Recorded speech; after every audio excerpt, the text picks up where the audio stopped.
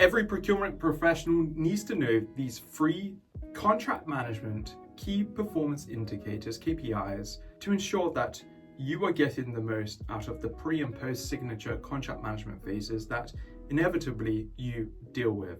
I massively appreciate that not every single procurement professional out there deals with contract management throughout the entire life cycle. So sometimes you're just dealing with contract management up to contract signature, and then sometimes there's a handover, right? But these KPIs will cover both sides of the pre and post signature contract management phases. The first KPI that you should absolutely use as your main KPI for the pre-signature contract management phase is the time to signature, time to contract execution, whatever you call it.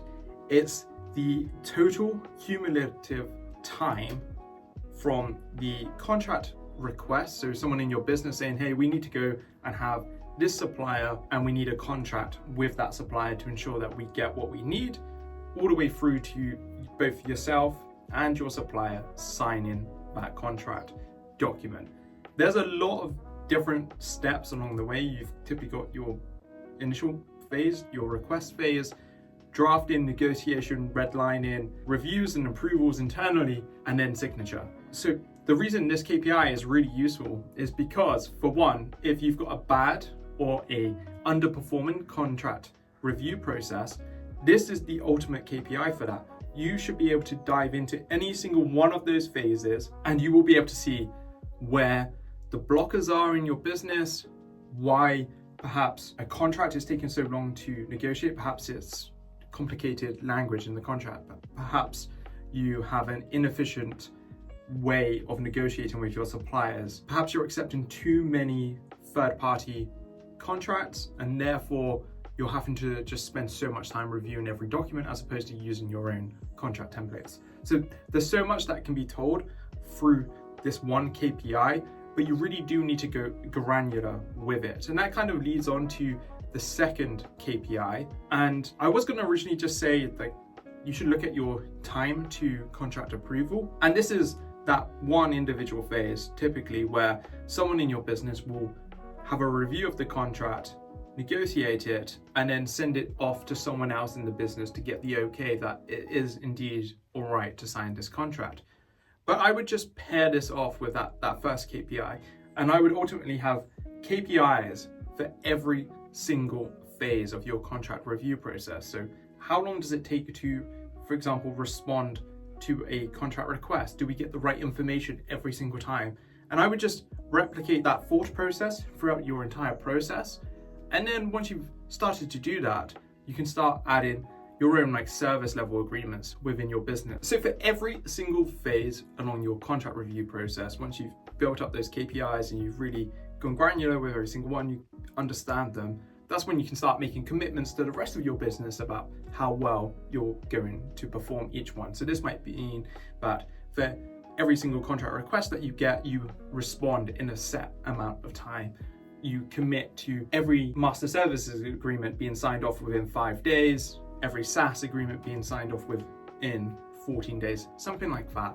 You can build out some really good promises to your business off the back of these initial set of key performance indicators. So that's why I really value those. So the final key performance indicator is quite a broad one and you could interpret it in a few ways. I'm just going to give you a couple of interpretations for it. But you should be monitoring and reviewing your compliance, right?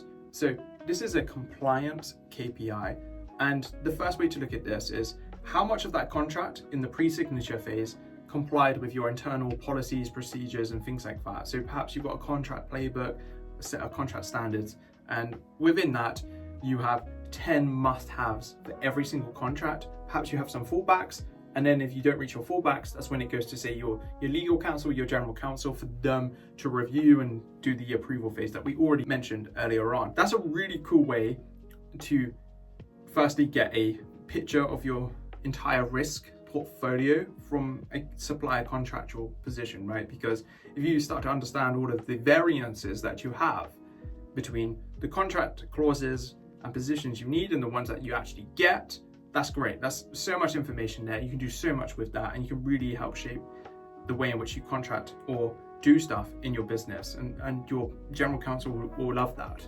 But then once the contract's been signed, we actually need to think of compliance in a different light, and that is contractual obligation performance. How many of the obligations, so an obligation quite simply is a promise from one side to the other that we will do something or not do something. So typically it requires the supplier or yourself to do something as part of that contract. It might be to provide a service, might be to provide goods at a set time.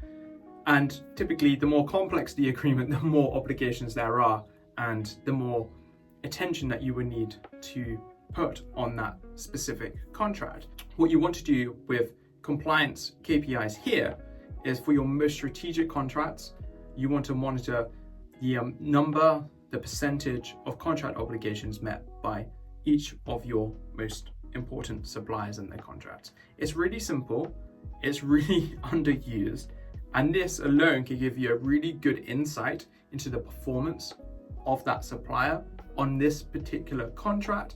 If you have numerous contracts for this similar services, this is a really good way to identify why one supplier perhaps is performing better than the others, and then you can use that information to get all the other suppliers providing similar or the same service up to that level, or a very high level at least. So these three concepts, these three KPI types, I really value them, and I've used them maybe for the last 5 years or so, and every single time they've enabled me to make either a better process, a better contract, better negotiation strategy, or just one real simple one is typically contracts aren't balanced.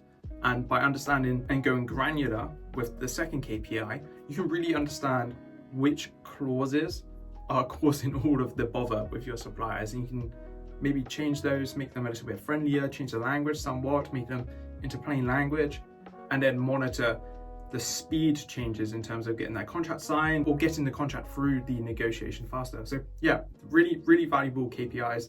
Everyone should certainly check those out. And before you go, I think you should check out this video right here. Super useful for any procurement professional. This one is all about the ways in which procurement isn't just about buying. Procurement is so much broader than that, and you should definitely go and check it out now. See ya.